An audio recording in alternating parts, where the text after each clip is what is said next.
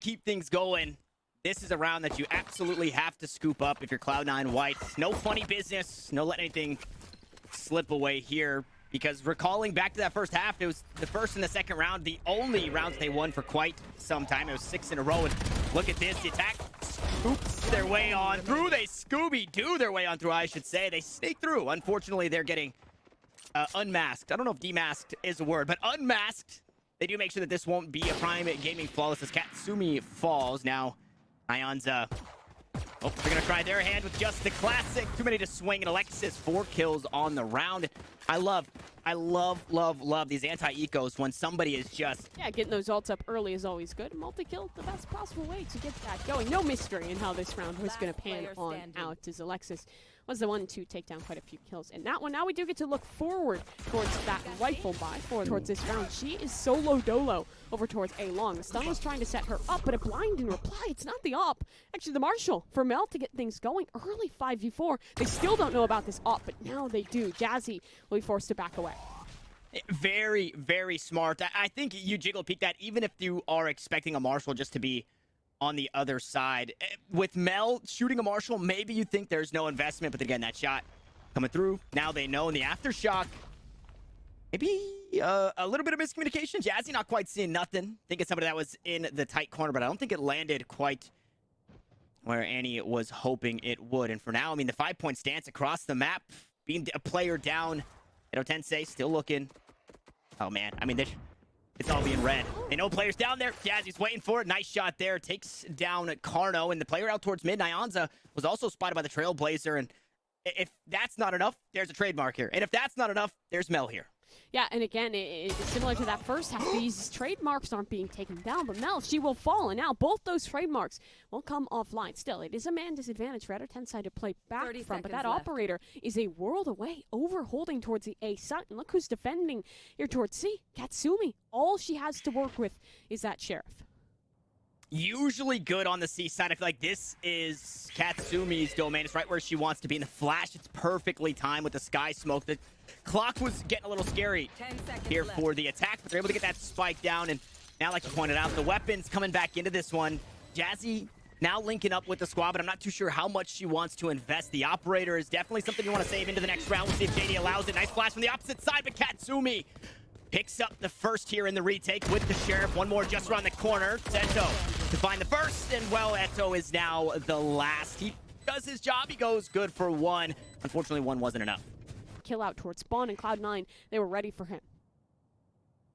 And now Cloud9 sitting in that driver's seat, forcing Tensei back onto a save. Marshall shot won't quite land. The fault line misses as well. Means free fire, free reign for Jazzykins to find the first. And like we usually see with these lower buys, teams just looking to quickly get onto that B side and try and force the other side to fight through the scramble or what could be the chaos. Meanwhile, Mel deep on it, about to catch the spike here in the hands of JD, who he's moving through. He's got his gold gun in hand.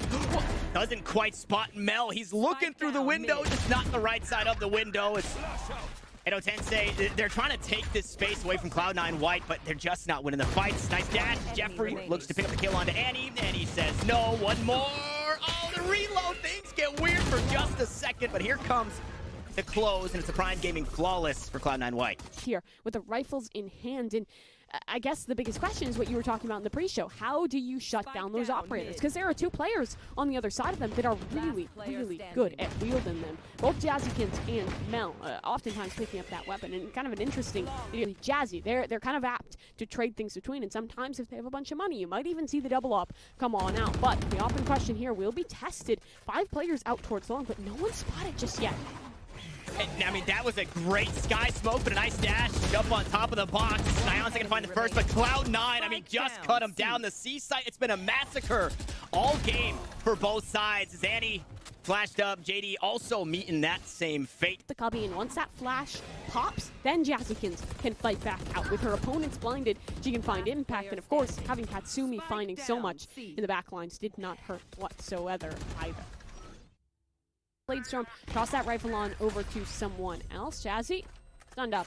Honestly, the breach utility has been good from the side of Carno in these kind of early punishes to deny peeks, but after that, there's no one really following it up. There's no one holding, and we see it here. Katsumi has fully claimed mid. She is contacted up so deep, and there are plentiful players just on the other side. Jazzy 2 is holding, but another missed shot. She's been struggling in these openings.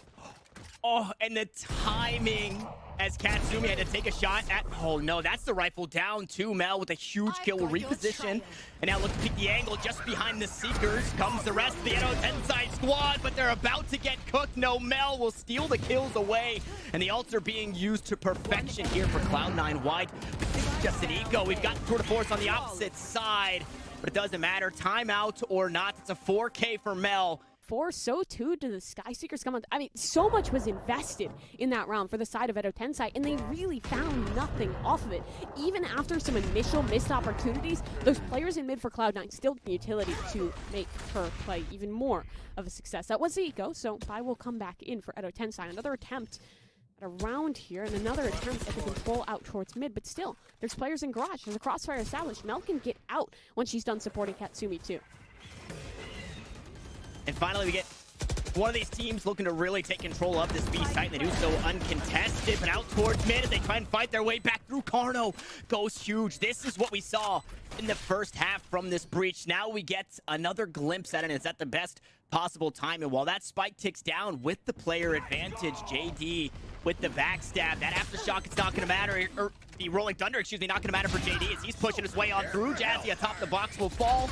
The ults are starting to get used on the opposite side to perfection now. And, well, Annie in a really tough spot. Triangulated here onto the B site. The shots, they go wide as JZ closes out the round. The flank was huge. Giving yourself multiple lanes to play from in the post was really good out of Edo Tensai. However, C9 White, here's the reply. Double ops. Mel and Jazzy both with one of those big rifles in their hands.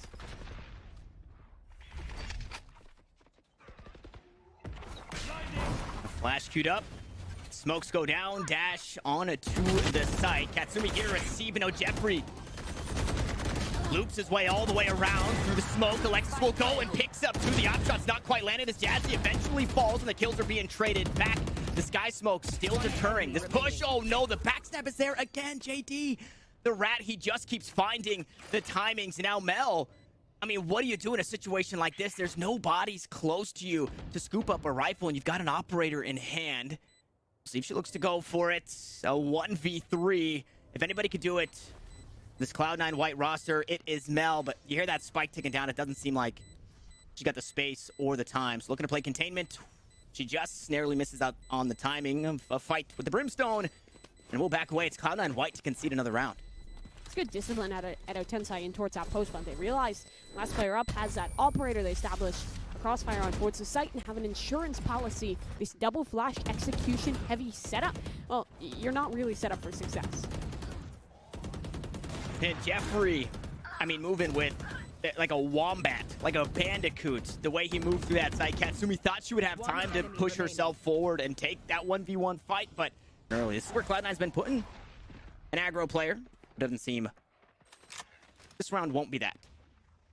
Jazzy is still here. That op this time it finds its connection. Carno down very early, and again it's that re-clear, it's a re-flash for Annie to set that up on towards a new line. They realize now that this isn't likely to be a finish over towards the A site, so that breach will start to rotate on back. The breach can support even through a wall, even when you are far away. So Jazzy will be confident and competent alone towards A. B instead, where Cloud9 looks to bolster their setup, but is that the destination for Edo Tensai? They're trying to feel things out, see if Cloud9 will re-aggress, take a risk in this mid-round, and thus far they haven't. Just throwing out one of those Skybirds, just trying to keep up the presence, but now it will come towards B. Katsumi out towards Gong. They weren't expecting multiple players here in a situation like this. Kat still tries to hold it down. A flash is there, 30 HP, but Alexis on the cross, and now Eto, the last one standing, as playing from an information advantage, and they do well to convert off of it. Now the dog will try and come through here and clear towards A. It looks like they want that faster spacing towards sewers.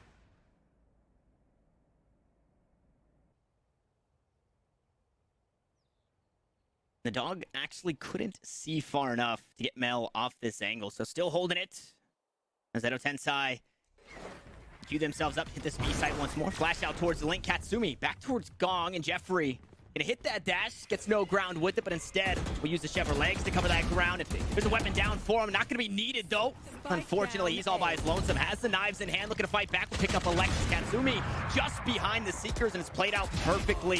Bacarno opens up the A site, and JD is here for the backstab once more. No rendezvous available for Mel, but Katsumi some way, somehow hits that shot. And it's JD in a 1v2 to try and hang on here in Haven, or they're one map down. The spike, it's in possession. The crossfire's there. The op is holding the angle, and Jazzykin should have enough to close it out. It's a little too wide on the peak, and that's exactly the case. It's 13-9.